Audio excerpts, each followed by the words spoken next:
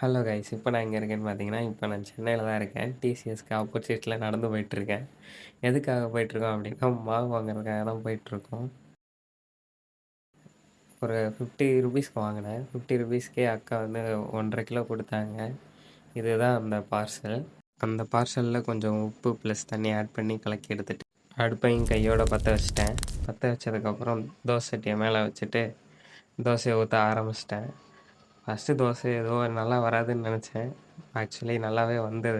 இவ்வளோ நாள் அங்கே ஊரில் அம்மா கையில் செஞ்சதை சாப்பிட்டுட்டு இங்கே வந்து செஞ்சு சாப்பிடவே கடுப்பாக இருக்குது. டெய்லியும் தோசையாக ஊற்றி சாப்பிட்டுட்ருப்பேன் நான். நல்லா வெந்துருச்சுன்னு நினைக்கிறேன் இந்த தோசை. இருங்க பரட்டி போட்டுக்கலாம். நல்லா தான் வெந்திருக்கு. இதே மாதிரி ஒரு 3 தோசை சுட்டு எடுத்துக்கிட்டேன். இது போதும் எனக்கு. அது மட்டும் இல்லாமல் ஒரு ஹாஃப் கிரில் சிக்கன் ஒன்று ஆர்டர் பண்ணி வாங்கிட்டு சாப்பிட்டுட்டு தூங்கிட்டேன் மக்களே. Okay bye.